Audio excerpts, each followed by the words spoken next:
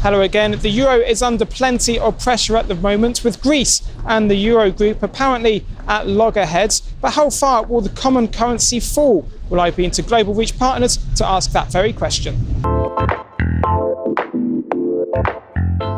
There's lots to talk about in the Eurozone. Let's start with Greece. The head of the Eurogroup, Jeroen Dijsselbloem, is saying that Greece isn't acting fast enough. Greece is saying we're acting plenty fast enough. This loggerhead situation just continues.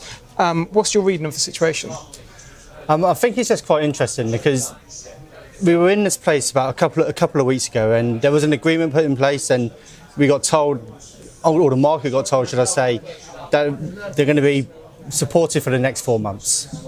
2 weeks has passed, and already we're seeing Greece back in the headlines. Now, I think it's more to do with, you saw back then that people were starting to lose patience, and Greece probably have just literally been sat on their hands for this whole period. And I think what the Eurogroup are actually saying is, look, you do need to start becoming a little bit proactive in the situation. You need to maybe take charge of what's going on. And I think it's the reluctance and the lack of activity from Greece is really starting to try the patience of the Eurogroup and its members. So I think that's why he's come up with that statement, and obviously tomorrow we will see maybe some progress in this. Yeah, so what do you think options are there for Greece? It seems to me largely that a lot of the new Greek government is symbolic. They won't have the Troika marching into their offices telling them what to do. Those meetings will just happen somewhere else. But really there has to be some tough decisions made economically. I think that was always the case, but if you look at the reasons why they got elected and what their manifesto was, they've had to dig their heels in a little bit.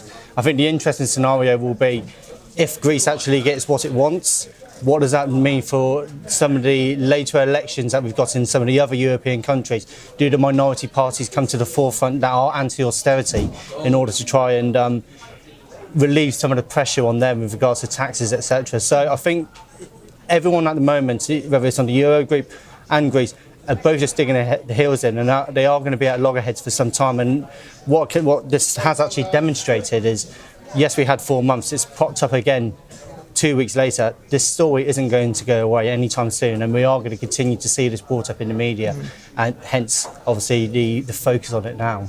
Yeah, one of the other big developments is obviously the bond buying programme started by the ECB. One of the arguments by Germany, for example, is that you shouldn't buy countries' bonds because you remove that incentive to reform their economy because borrowing becomes so cheap. This week or last week, we've seen France escape any sort of sanctions, even though they breached their budget deficit rule. Do you think that there are real arguments to say that the actual outcome of this bond buying programme is going to be negative for the whole Eurozone? I mean, that's what the market's been interpreting it as. I mean, if you look at what's actually happened to Eurodollar over the past couple of sessions, we've seen that drop significantly. I think France is a slightly different kettle of fish because I don't think they bring the flight risk and the investor risk that Greece does. But overall, I think the scheme is going to be negative on the euro to start off with. I think what was quite interesting is when Draghi had his press conference recently, before a single bond was bought, he's already opened the door for it to go on beyond August 16, which I think was quite an interesting take on it. And there has been various studies at the moment. If you compare and contrast what the US did with their bond buying program, what the Eurozone plan is so far, the US bond buying program have created to about 25% of the 2008 GDP number. The Eurozone only equates to about 10 or 11% of the GDP today. So I think Draghi is very much aware of this, and he has opened up the door. And as soon as he has opened up the door for further bond buying beyond August 16, obviously you are going to see a weaker euro on that as the princes are turned on for an extended period of time. Yeah, we can talk targets for the euro in a minute, but I'm just wondering, this might be a stupid question, but why is the euro so weak? Because we've seen definitive action by the ECB, which is potentially positive. The economic data in the Eurozone is not terrible in historic standards. So in theory, should we not be seeing a stronger euro, or is it just a case that they're printing so many and there's such little demand that I think there's several reasons why the euro is weak at the moment. Firstly, QE, they are printing more euros, increasing supply, currency weakens. I think central banks and monetary policy is another reason. If you looked at the UK and if you looked at the US, their monetary policy is diverging from that of the Eurozone. The net move, so on interest rates from both the UK and the US, that's up. The Eurozone could potentially still cut rates if deflation continues within the region.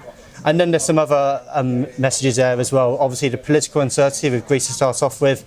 And let's not forget also, we've also seen the Swiss National Bank stop propping up the euro by buying it. Also, the Central Bank of Denmark are now also talking about, or there is some speculation, that they will be abandoning the peg within the next 6 months. So all that accumulated together is leading to a weaker euro. So that brings me to the big question: is how low will the euro go? I speak to people off the camera, and they'll honestly say, "We'll give you a number, but we don't really know." We're just in uncharted territory now, aren't we? Yes, I mean 110. Everyone was picking up 110, and 110 there was going to be a bit of support, but it went straight through there. If I was looking at the charts now and looking historically, I'll be picking out a level of 105.50. Back in 2003, 2004, we saw a little bit of congestion there, but if 105.50 goes, the target is certainly going to be parity, and obviously the market, it looks like it wants to try and drive it there. Parity goes potentially 96 cents against the dollar. Mm-hmm. So it's actually quite interesting to see how it would be. I think it is going to be one-way traffic. I do think the euro is going to be heavy moving into, for the remainder of this year and even the majority of next year as well. Well, thank you to Jamie for his take on events. Stay tuned for all the latest from the Eurozone. But for now, goodbye.